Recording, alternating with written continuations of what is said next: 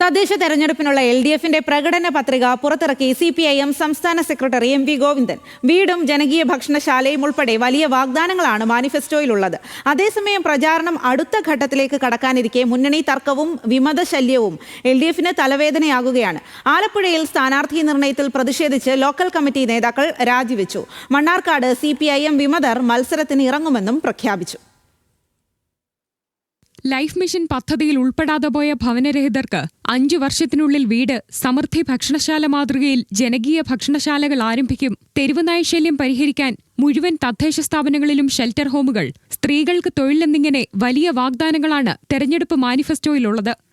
പട്ടികജാതി പട്ടികവർഗം ഉൾപ്പെടെയുള്ള ഏറ്റവും ദരിദ്ര ജനവിഭാഗങ്ങൾ, അരിവൽക്കരിക്കപ്പെട്ടവർ എന്നൊക്കെ നിങ്ങളുടെ പത്രഭാഷയിൽ പറയുന്ന ആ ജനവിഭാഗങ്ങളുടെ ജീവിത നിലവാരം ഉയർത്തുന്നതിനു വേണ്ടി, ദാരിദ്ര്യം തന്നെ അവസാനിപ്പിക്കുന്നതിന് വേണ്ടി ഉള്ള ശ്രമം വരുന്ന 5 വർഷക്കാലം കൊണ്ട് നമ്മൾ നേടും, അത് കൈകാര്യം ചെയ്യാൻ സാധിക്കും എന്നുള്ള ആത്മവിശ്വാസത്തോടു കൂടിയാണ് ഈ പറയുന്ന മാനിഫെസ്റ്റോ ചൂണ്ടിക്കാണിച്ചിട്ടുള്ളത്.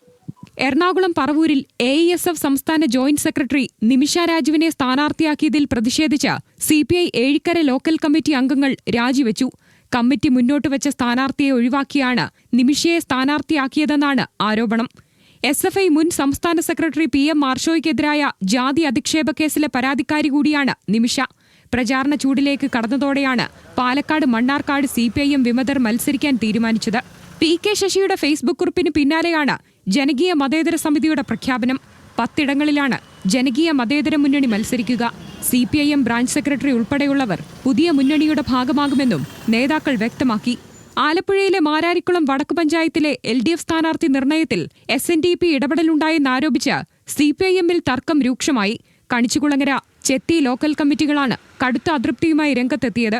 അഭിപ്രായ വ്യത്യാസത്തെ തുടർന്ന് 3 ലോക്കൽ കമ്മിറ്റി അംഗങ്ങൾ ചുമതലകൾ ഒഴിഞ്ഞു. മാരാരിക്കുളം 5-ാം വാർഡിൽ മുൻ LC സെക്രട്ടറി വിജയൻ വിമത സ്ഥാനാർത്ഥിയായി മത്സരിക്കും. എന്നാൽ തലസ്ഥാനത്ത് പാർട്ടിക്കെതിരെ കലാപക്കൊടിയുയർത്തിയ ദേശാഭിമാനി മുൻ ബ്യൂറോ ചീഫ് K ശ്രീകണ്ഠനെതിരെ കടകംപള്ളി സുരേന്ദ്രൻ രംഗത്തെത്തി. K ശ്രീകണ്ഠന് മത്സരിക്കാനുള്ള സ്വാതന്ത്ര്യമുണ്ടെന്ന് കടകംപള്ളി വ്യക്തമാക്കി. അതേസമയം ശ്രീകണ്ഠനെതിരെ അച്ചടക്ക നടപടി ഉണ്ടാകുമെന്നും കടകംപള്ളി. ഞങ്ങൾ ഒരു തരത്തിലുള്ള സമ്മർദ്ദവും കൊടുക്കുന്നവരല്ല. ഓരോരുത്തർക്കും അവർക്ക് വീണ്ടും ചിന്തിക്കാനുള്ള അവസരം കൊടുക്കും.